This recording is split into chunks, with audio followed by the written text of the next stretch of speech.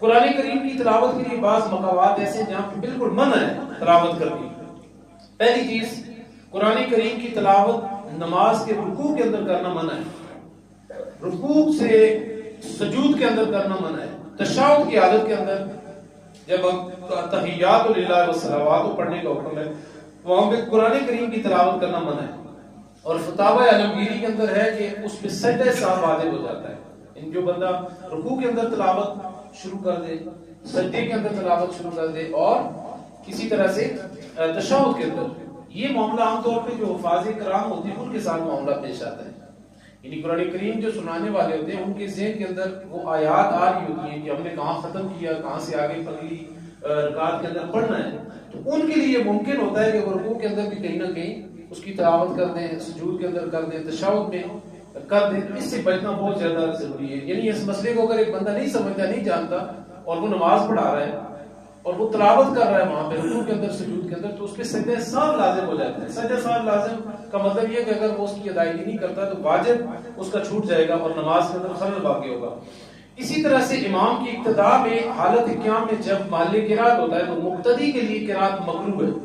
یعنی امام قرات کر رہے ہیں اور پیچھے مقتدی اپنی قرات کے اندر لگا ہوا ہے، یہ بھی مکروہ ہے۔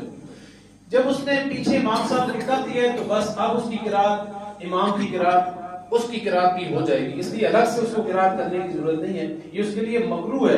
خواہ نماز سری ہو یا جاری، یعنی بلند آواز والی ہو یا خاموش آواز والی۔ اونگتے ہوئے نماز خطبہ جمعہ کے دوران مقتدیوں کے لیے قرات مکروہ ہے۔ طواف بیت اللہ کے دوران قرآن مجید پڑھنا امام مالک کے نزدیک مکروہ ہے۔ نماز کی دوسری رکعت میں پہلی رکعت سے زیادہ مقدار میں قرآن پڑھنا بھی منع ہے،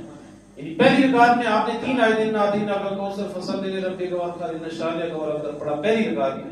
اور دوسری رکعت میں آپ نے کوئی لمبی چوڑی سورت شروع کر دی، جس طرح کل یا ایھا الکافرون یا والضحیٰ یا اس سے بھی بڑی کوئی سورت، یعنی 3 آیتوں سے بڑی آیت، تو یہ بھی کیا ہے، اس چیز کی بھی ممانعت ہے۔ یعنی حکم یہ ہے کہ ترتیب کے ساتھ آپ پہلی رکعت میں بڑی تلاوت کریں، دوسری رکعت میں چھوٹی تلاوت کریں۔ اسی طرح سے ایک امام کے لیے نماز میں اتنی طویل قرات کرنا جو مقتدیوں کے لیے دشوار ہو، یہ بھی مکروہ ہے۔ اسی طرح سے تمام نمازیوں کے لیے کسی ایک سورت کو معین کر لینا اور دوسریوں کو ناجائز سمجھنا، یہ بھی مکروہ ہے۔ بعض لوگوں نے قل اللہ احد ہی رکھی ہے، اس کے علاوہ کوئی دوسری سورت نہیں پڑھیں گے۔ جن لوگوں کو اس کے علاوہ کوئی سورت آتی نہیں ہے ان کے لیے تو جواز کی صورت ہو سکتی ہے، وہ کوشش کریں دوسری سورت کو یاد کرنے کی، لیکن اگر یاد نہیں ہوتی پھر تو اس کی اجازت ہے۔ لیکن جن کو 8-10 صورتیں یاد ہیں یا اس سورہ اخلاص کے علاوہ بھی، وہ ہر وقت اگر قل اللہ احد ہی پڑھتے تو یہ بھی مکروہ ہے اور خلاف ادب بھی ہے۔